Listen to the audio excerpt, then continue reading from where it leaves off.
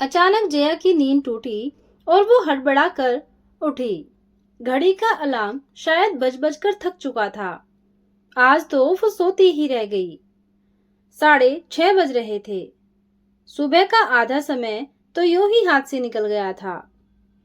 वो उठी और तेजी से गेट की ओर चल पड़ी। दूध का पैकेट जाने कितनी देर से वैसे ही पड़ा था। अखबार भी अनाथों की तरह उसे अपना समीप बुला रहा था। उसका दिल धक से रह गया। यानी आज भी गंगा नहीं आएगी। आ जाती तो अब तक एक प्याली गरम चाय उसे नसीब हो गई होती और वह अपनी दिनचर्या में व्यस्त हो जाती। उसे अपनी काम वाली बाई गंगा पर बहुत जोर से खींचो आई। अब तक वह कई बार गंगा को हिदायत दे चुकी थी कि छुट्टी करनी हो तो पहले बता दे। कम से कम इस तरह की हड़बड़ाहट तो नहीं रहेगी। वह झट से किचन में गई और चाय का पानी रखकर बच्चों को उठाने लगी। दिमाग में ख्याल आया कि हर कोई थोड़ा थोड़ा अपना काम निपटाएगा, तब जाकर सबको समय पर स्कूल व दफ्तर जाने को मिलेगा। नल खोला तो पाया कि पानी लो प्रेशर में दम तोड़ रहा है। उसने मन ही मन हिसाब लगाया तो टंकी को पूरा भरे 7 दिन हो गए थे। अब इस जल्दी के समय में टैंकर को भी बुलाना होगा। उसने झंझोड़ते हुए पति गणेश को जगाया। अब उठो भी, ये चाय पकड़ो और जरा मेरी मदद कर दो। आज गंगा नहीं आएगी। जल्दी से बच्चों को तैयार कर दो, उनकी बस आती ही होगी। पति गणेश उठे और उठते ही नित्य कर्मों से निपटने चले गए तो पीछे से जया ने आवाज दी और कहा, और हाँ, टैंकर के लिए भी जरा फोन कर दो, इधर पानी खत्म हुआ जा रहा है। गणेश बोले, तुम ही कर दो ना, कितनी देर लगती है, आज मुझे ऑफिस जल्दी जाना है। इतना कहकर वो झुंझलाए, जैसे मुझे तो कहीं जाना ही नहीं है। उसका दिया जैसे कोई धार्मिक प्रवचन हो। ऊपर से उल्टी पट्टी पढ़ाता था उनका पड़ोसी नाथ, जो गणेश से भी 2 कदम आगे था। दोनों की बातचीत सुनकर तो जया का खून ही खोल उठता था।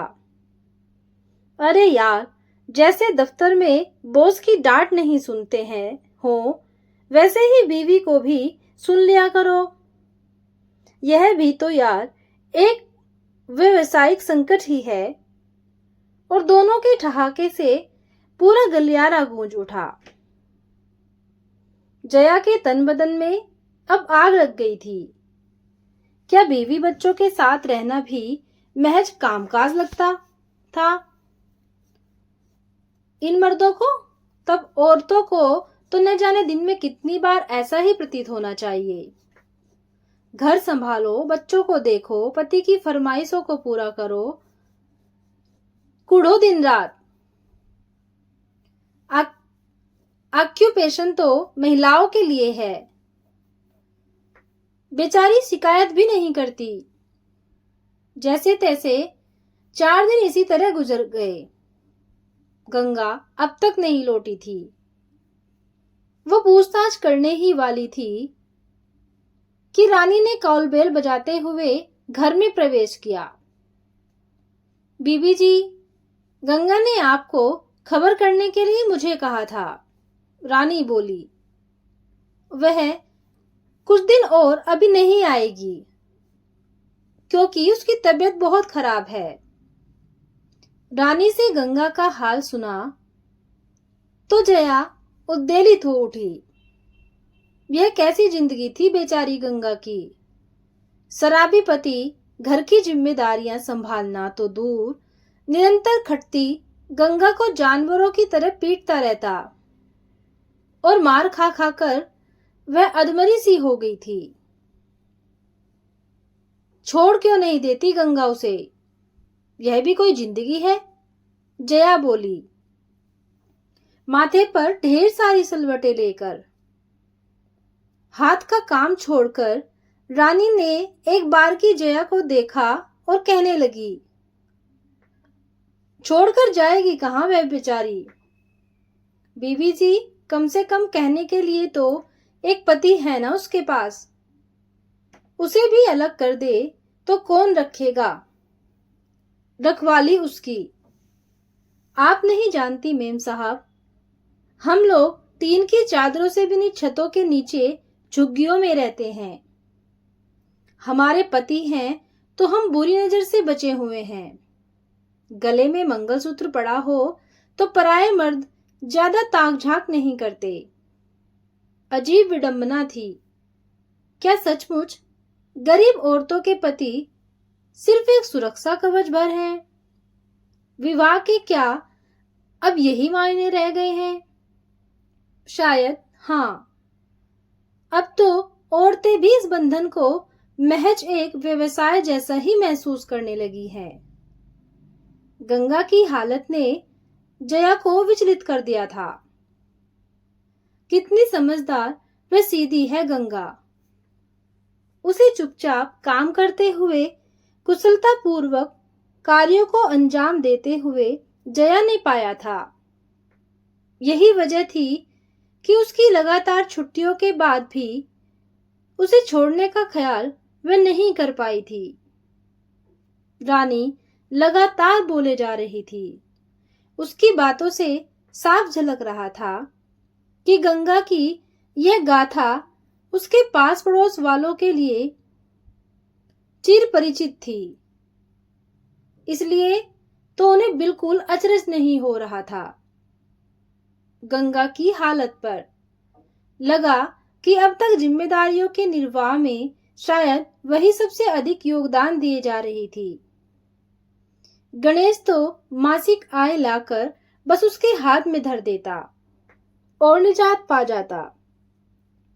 दफ्तर जाते हुए वह रास्ते भर इन्हीं घटनाक्रमों पर विचार करती रही। उसे लग रहा था कि स्त्री जाति के साथ इतना अन्याय शायद ही किसी देश में होता हो। दोपहर को जब वह लंच के लिए उठने लगी तो फोन की घंटी बज उठी। दूसरी ओर सहेली पद्मा थी। वह भी गंगा के काम पर न आने से परेशान थी।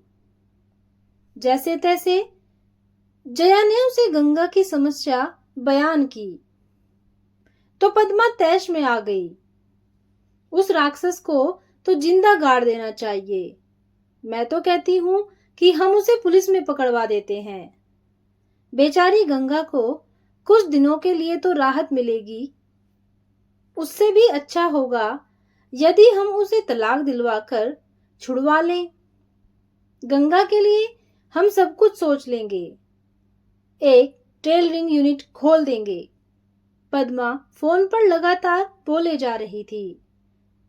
भला पद्मा को कौन सी दिक्कत होगी?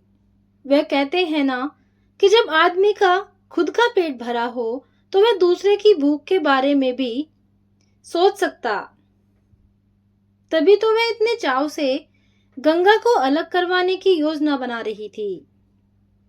पद्मा अपनी ही रो में सुझाव पर सुझाव दिए जा रही थी। महिला क्लब की एक खास सदस्य होने के नाते वह ऐसे तमाम रास्ते जया को बताए जा रही थी जिससे गंगा का उद्धार हो सके। जया अचंभित थी। मात्र 4 घंटों के अंतराल में उसे इस विषय पर 2 अलग-अलग प्रतिक्रियाएं मिली थी।